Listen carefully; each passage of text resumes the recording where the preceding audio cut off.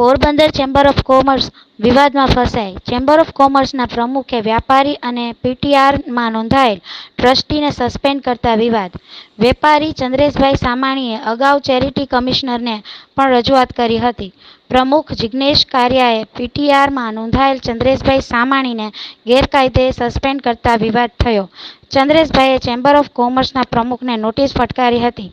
પ્રમુખે નોટિસ નહીં સ્વીકારતા ચંદ્રેશભાઈ સામાણીએ વકીલ મારફત રજિસ્ટર આઈડીથી નોટિસ કરતા શહેરના વ્યાપારી વર્ગમાં ચર્ચાનો વિષય બન્યો. ચંદ્રેશભાઈ સામાણીએ પ્રમુખ ગેરકાયદે હોવાનો આક્ષેપ કરી બની બેઠેલા પ્રમુખ હોવાનું જણાવેલ.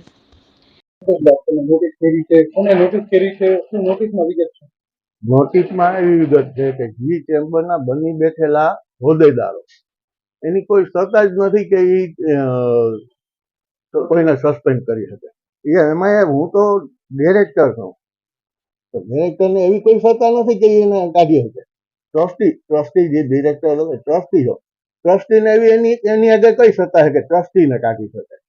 આ તો જે બની બેઠેલા એક ધોકો લઈને નીકળી પડેલા છે રાજકીય ટેકેથી, એ મન પડે એવું કરે છે. આજે એને નોટિસ દેવા ગયો હું તો એવું કીધું કે ભાઈ હું નોટિસ લેવા માંગતો નથી, તમે આંગળીયા મારફત અથવા રજીસ્ટર રેડી કરી દો. તો મેં કીધું ભાઈ મારો મહેતાજી ત્યાં આવ્યો છે તો તમે લઈ લ્યો. તો કે તમારે થાય કરી લ્યો, મારે નથી લેવું. એટલે આ તો વેપારીઓ એને બધું હોપી દીધું એના જેવું થાય. વેપારીએ એને મિલકત લખી દીધી હોય ને એને ચેમ્બર લખી દીધી એના જેવું થાય છે. નોટિસ તમે કોને આપી છે, એ વ્યક્તિ કોણ છે, એનો હોદ્દો શું છે? જો અત્યારના ચેમ્બરના જે બની બેઠેલા જે પ્રમુખ છે ને એને મેં નોટિસ આપી છે. એને મને સભ્ય તરીકે ગેરલાયક ઠેર્યો છે. એની સત્તા જ નથી કે એ મને ગેરકાયદેસર કર્યો.